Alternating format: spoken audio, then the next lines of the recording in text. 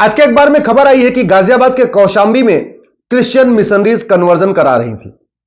कल अखबार में आया था कि गाजियाबाद में एक मदरसे में धर्मांतरण हो रहा था। मैं बार बार कहता हूं, कॉन्वेंट स्कूल और मदरसा ये कन्वर्जन के अड्डे बन चुके हैं भारत में, और अखबार में यह खबर छपने से धर्मांतरण नहीं रुकेगा।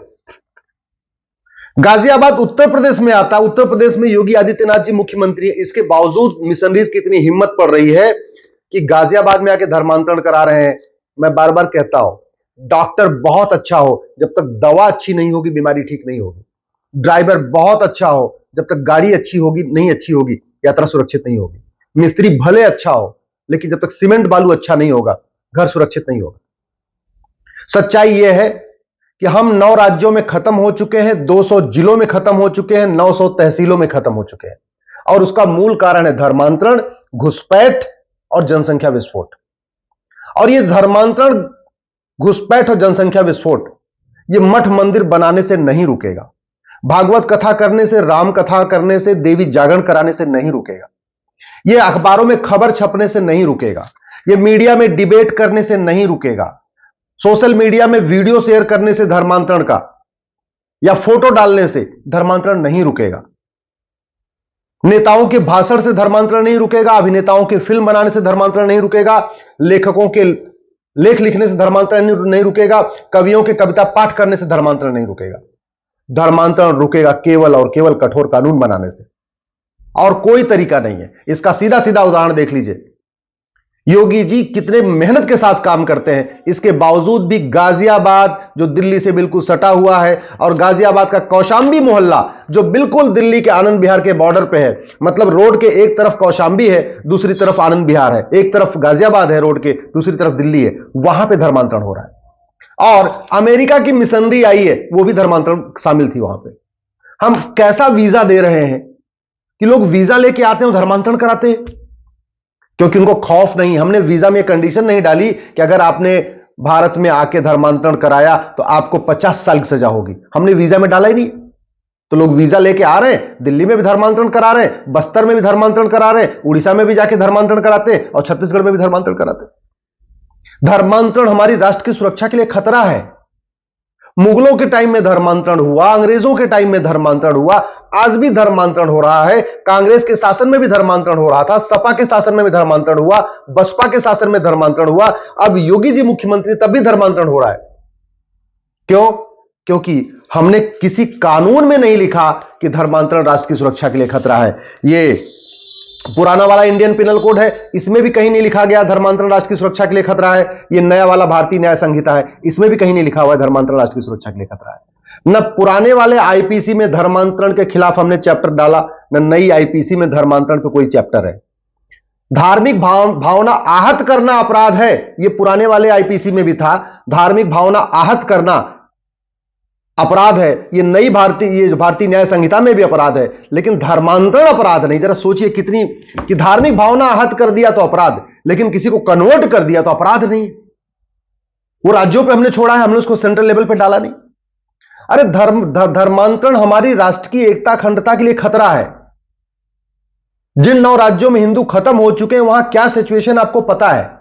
जिन 200 जिलों में हिंदू खत्म हो चुके हैं, डेमोग्राफी बदल चुकी है, वहां पे क्या सिचुएशन है। वहां देश की एकता अखंडता काम नहीं करती, संविधान काम नहीं करता, पुलिस काम नहीं कर पाती। जिन 900 तहसीलों की डेमोग्राफी बदली है, वहां एकता अखंडता खत्म हो चुकी है, वहां एकता काम नहीं कर रही, ना भाईचारा काम कर रहा है। इसके बावजूद धर्मांतरण कराने वाले और उनके मददगारों पर यूएपीए नहीं लगाया जाता। यूएपीए कानून है, लेकिन यूएपीए में कहीं लिखा ही नहीं है कि धर्मांतरण से देश की एकता अखंडता को खतरा है, इसलिए धर्मांतरण कराने वाले उनके मददगारों पे भी यूएपीए लगना चाहिए। कहीं लिखा ही नहीं कानून में। जब लिखा नहीं तो पुलिस लगाए कैसे? धर्मांतरण राष्ट्र के खिलाफ एक इनडायरेक्ट वॉर है। मुगल यहां आए थे केवल और केवल लोगों को कन्वर्ट करने के लिए, बिजनेस व्यापार करने नहीं आए थे। अंग्रेज यहां आए थे केवल और केवल लोगों को कन्वर्ट करने के लिए। ईस्ट इंडिया कंपनी आई थी बिजनेस करना, वो व्यापार तो एक बहाना था, मूल मकसद था भारत में लोगों को क्रिश्चियन बनाना। मुगल यहां आए थे व्यापार के बहाने, व्यापार एक बहाना था, मूल उद्देश्य था लोगों को इस्लाम में कन्वर्ट करना, और वो आज भी हो रहा है। इसके बावजूद हमने धर्मांतरण कराने वालों के खिलाफ हम वेजिंग वॉर की धारा नहीं लगाते। वेजिंग वॉर के लिए पुराने वाले इंडियन पिनल कोड में भी सेक्शन 121 था, नए वाले भारतीय न्याय संहिता में भी सेक्शन 147 है, लेकिन जहां वेजिंग वॉर लिखा हुआ है वहां हमने लिखा ही नहीं है कि धर्मांतरण कराना भी एक वेजिंग वॉर है। ये लिखा ही नहीं है। जब लिखा नहीं है तो पुलिस लगाए कैसे वेजिंग वॉर की धारा?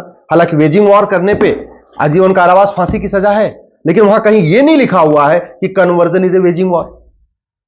धर्मांतरण एक ऑर्गेनाइज क्राइम है, संगठित अपराध है, एक व्यक्ति नहीं करता। आप सोचिए ना, यहां धर्मांतरण हो रहा है तो इसमें भारत के लोग भी बैठे हुए हैं और एक अमेरिका का मिशनरी आया हुआ है। सोचिए, अमेरिका से चल के आया हुआ है गाजियाबाद में। एक ऑर्गेनाइज क्राइम होता है। कोई एक आदमी उसको अपना घर देता है, कोई आदमी उसको पैसा उपलब्ध कराता है, कोई आदमी लिटरेचर बांटता है, कोई आदमी धीरे धीरे बरगलाता है, फिर बाहर से आते हैं। एक ऑर्गेनाइज क्राइम है। 5 लोग, 6 लोग, 10 लोग इसमें शामिल होते हैं। इसके बावजूद धर्मांतरण एक संगठित अपराध है। यह हमने गैंगस्टर एक्ट जहां हमने बनाया तो है, लेकिन उसमें कहीं लिखा नहीं है कि धर्मांतरण एक संगठित अपराध है। महाराष्ट्र में मकोका है, गुजरात में गुजकोका है, लेकिन कानून में कहीं नहीं लिखा हुआ है कि धर्मांतरण भी एक संगठित अपराध माना जाएगा। अगर वो होता तो यूपी गवर्नमेंट गैंगस्टर एक्ट लगा देती धर्मांतरण कराने वालों के खिलाफ, महाराष्ट्र मकोका लगाती, गुजरात सरकार गुजकोका लगाती, लेकिन है ही नहीं है। इसी तरीके से धर्मांतरण की पूरी फंडिंग विदेशों से आ रही है, हवाला के जरिए भी आ रही है और एफसीआरए के जरिए भी आ रही है। यह 2010 वाला जो कानून है एफसीआरए, यह कांग्रेस ने बनाया ही था यहां के मिशनरियों को, माओवादियों को, नक्सलियों को, अलगाववादियों को फंडिंग कराने के लिए। लेकिन आज तक वो कानून खत्म नहीं हुआ। जब कानून खत्म नहीं हो रहा है तो विदेशी फंडिंग नहीं रुक रही, विदेशी फंडिंग नहीं रुकेगी तो धर्मांतरण नहीं रुकेगा। अल्टीमेटली पैसे के लिए सब लोग धर्मांतरण कराते। धर्मांतरण नशे के द्वारा कराया जा रहा है। स्कूल में, कॉलेज में, डिग्री कॉलेज में, यूनिवर्सिटीज में पूरा ड्रग स्मगलर ने अपना नेटवर्क फैला दिया है। पहले वो हम यंग जनरेशन को नशे में ढकेलते हैं, उनको एडिक्ट बनाते हैं, नशे का एडिक्ट।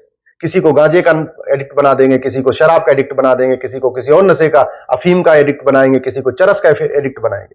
और जैसे ही वो युवा नशेड़ी हो गया, उसके बाद उसको कन्वर्ट कराना बहुत आसान है। उसके लिए फिर नशेड़ी आदमी के लिए हिंदू बनना या क्रिश्चियन बनना कोई फर्क नहीं पड़ता, उसको तो नशा चाहिए। तो फ्री में नशा बांटा जा रहा है। क्यों? क्योंकि नशे के खिलाफ हमारे पास कठोर कानून नहीं है। नशा तस्करों के 100% प्रॉपर्टी जब्त करने, उनकी सिटीजनशिप खत्म करने, उनको आजीवन कारावास, फांसी देने के लिए हमारे पास कानून नहीं है। हवाला के जरिए फंडिंग आ रही है, लेकिन हवाला के खिलाफ हमारे पास कठोर कानून नहीं। हवालाबाजों की 100% प्रॉपर्टी जब्त करने, उनकी सिटीजनशिप खत्म करने और उनको आजीवन कारावास, फांसी देने के लिए हमारे पास कानून नहीं है। विदेशों से फंडिंग आ रही है, एफसीआरए हमने खत्म नहीं किया। जो लोग कन्वर्जन कराते हैं उनको और उनके मददगारों की 100% प्रॉपर्टी जब्त करने, आजीवन कारावास, फांसी देने और उनकी सिटीजनशिप खत्म करने के लिए हमारे पास कानून नहीं है। इसलिए मैं बार बार कहता हूं, अगर आपको लगता है धर्मांतरण रुकना चाहिए तो यह कहने से नहीं रुकेगा। नेताओं के भाषण देने से, अभिनेताओं के फिल्म बनाने से, लेखकों के लेख लिखने से, कवियों के कविता पाठ करने से धर्मांतरण नहीं रुकेगा। गांधीवाद की बात करने से, राष्ट्रवाद की बात करने से, अंबेडकरवाद की बात करने से, लोहियावाद की बात करने से धर्मांतरण नहीं रुकेगा। राम कथा, भागवत कथा, देवी जागरण कराने से धर्मांतरण नहीं रुकेगा। एनजीओ बनाने से धर्मांतरण नहीं रुकेगा। है, हमारे पास सब कुछ है, एक से बढ़कर एक।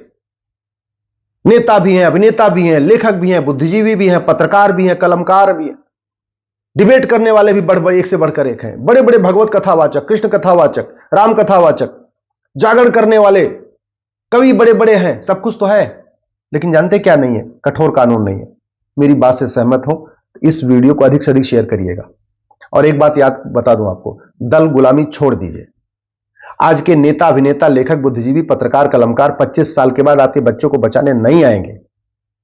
कानून बचाएगा आपके बच्चों को, आने वाली जनरेशन को केवल कानून बचा सकता है। इसलिए धर्मांतरण कराने वालों, उनके मददगारों की 100% प्रॉपर्टी जब्त करने, उनकी नागरिकता खत्म करने और उनको आजीवन कारावास, फांसी देने के लिए कानून बनाए, कानून की मांग करिए। नहीं तो धीरे धीरे धीरे, अभी तो 9 राज्यों से खत्म हुए हैं, 200 जिलों से खत्म हुए हैं, 900 तहसीलों से खत्म हो चुके हैं। आने वाले टाइम में आप अपने शहर में भी माइनॉरिटी हो जाएंगे।